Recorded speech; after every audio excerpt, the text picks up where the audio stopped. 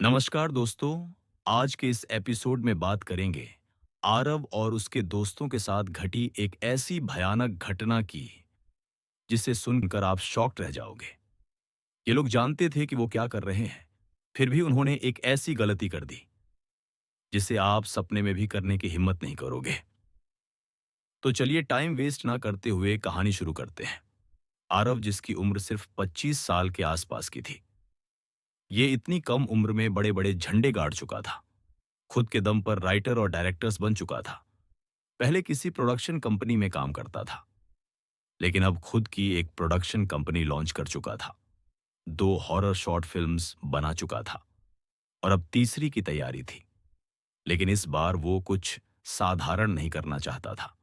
कुछ ऐसा लिखना चाहता था, कुछ ऐसा बनाना चाहता था जो लोगों को सिर्फ डराए नहीं, बल्कि उनके जहन में जाकर, उनके दिल में जाकर बैठ जाए। एक दिन आरव के सामने लैपटॉप खुला हुआ था। वो अपनी स्क्रिप्ट लिखने के लिए पूरी तरह से तैयार था।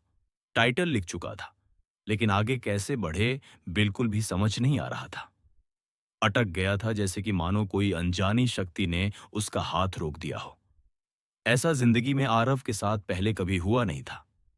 इतना ब्लैंक, इतना लाचार उसने पहले कभी खुद को महसूस किया ही नहीं था। उसने सोचा कि बस यार, अकेले नहीं हो पाएगा।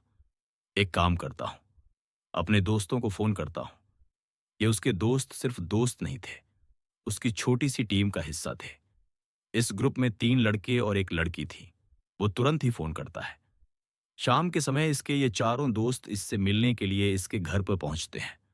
घर पे बैठकर वो लोग बहुत माथापच्ची करते हैं कि यार कैसे आगे बढ़े, क्या स्क्रिप्ट लिखें, कुछ समझ में नहीं आ रहा है। फिर फाइनली अमन कहता है कि देखो भाई, घर के अंदर बैठे बैठे हम सोचते रहेंगे तो दिमाग किसी का काम नहीं करेगा। एक काम करते हैं, घर के बाहर जहां पर हमें बड़े बड़े आइडियाज आए हैं, उस चाय की टपरी में बैठते हैं, शायद दिमाग खुल जाए। ये लोग बढ़िया जाते हैं। चाय, अपना थोड़ा सा सामान वामान ऑर्डर करते हैं, खाने पीने के लिए बैठते हैं। ठंडी हवा चल रही थी। माहौल एकदम टिपिकल फिल्मों जैसा बना हुआ था। और उसी समय अमन बोलता है, यार मुझे एक गांव का पता है जो कि एक हिडन जेम है। वहां हमें कोई ना कोई स्टोरी जरूर मिल जाएगी। फिर सबने अमन से पूछा कि वहां ऐसा क्या है। तो अमन ने बताया कि आज से लगभग 40 साल पहले वह गांव पूरी तरह आबाद था। लोगों का आना जाना था, जिंदगी सादगी से चल रही थी। लेकिन उस गांव की पहचान सिर्फ उसके लोग नहीं थे। उसकी पहचान था एक बहुत पुराना और विख्यात मंदिर। कहा जाता था कि वह मंदिर हजारों साल पहले अपने आप प्रकट हुआ था। न किसी ने उसकी नींव रखी, न किसी ने उसे बनते देखा। वह बस वहां था। उस मंदिर में अक्सर दूर दूर से साधु, महात्मा, पंडित और पुजारी आते। दिनों तक गर्भगृह में साधना करते और फिर बिना किसी से कुछ कहे चले जाते। बनारस पास ही था। घाटों पर रहने वाले कई साधु संतों का यहां आना जाना लगा रहता। करीब 40 साल पहले एक दिन उस मंदिर में एक ऐसे साधु आए जिनकी उम्र लगभग 100 साल के आसपास रही होगी। लेकिन हैरानी की बात यह थी कि उन्हें लकड़ी के सहारे की भी जरूरत नहीं थी। उनके चेहरे पर उम्र की थकान नहीं, बल्कि एक दैविक तेज था। कोई भी उन्हें देखकर कह सकता था, इस साधु बाबा में कुछ तो अलग है। उन्होंने तय किया कि वे लगातार 40 दिनों तक मंदिर के गर्भगृह में तपस्या करेंगे, और वे करने लगे। एक रात गांव के कुछ लड़के शराब के नशे में धुत मंदिर के सामने से गुजर रहे थे। नशे में ही उन्होंने गर्भगृह में बैठे साधु बाबा को देख लिया। हंसी मजाक में वे साधु बाबा के पास गए और बदसलूकी करने लगे। ये वही पल था जब साधु बाबा ने अपनी साधना वहीं रोक दी।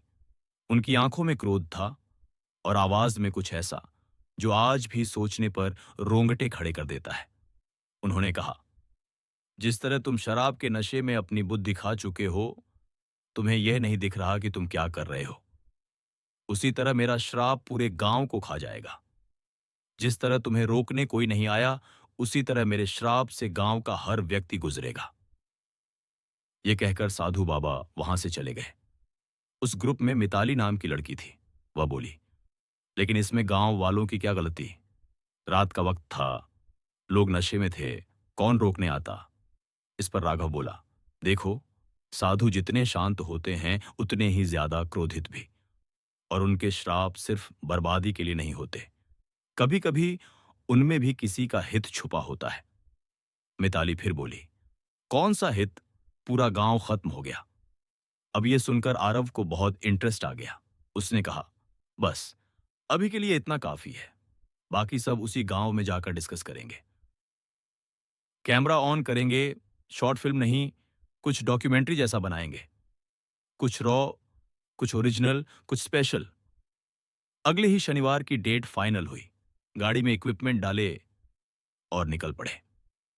अगले शनिवार की रात के करीब 12 बजे जैसे ही वे गांव में एंटर करते हैं, एक बड़ा सा बोर्ड दिखता है, इस गांव में जाना मना है।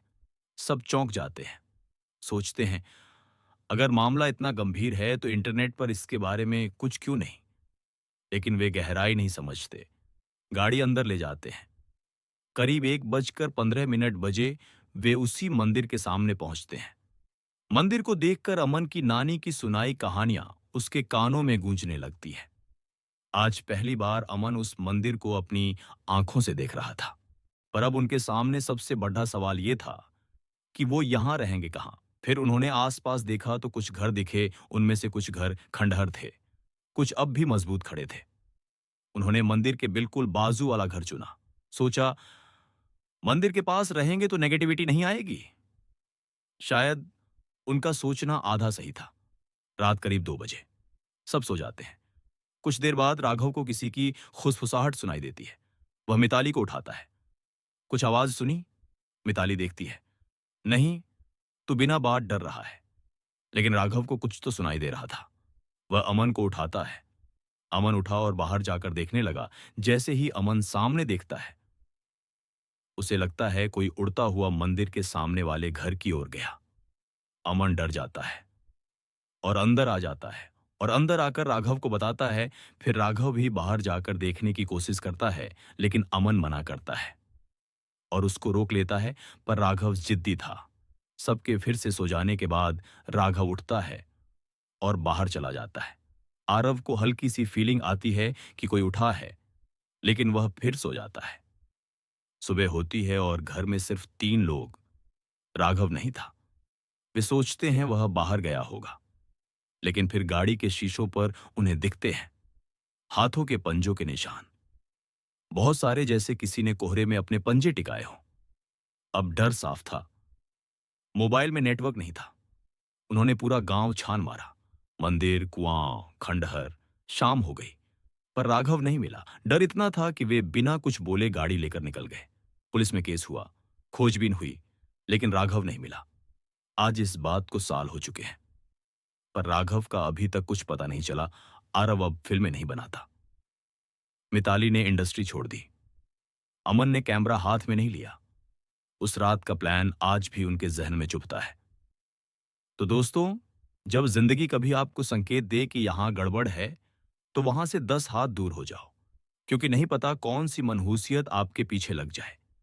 अगर आप अभी तक वीडियो देख रहे हैं तो वीडियो को लाइक करना, चैनल को सब्सक्राइब करना और अपने विचार कमेंट्स में जरूर लिखना।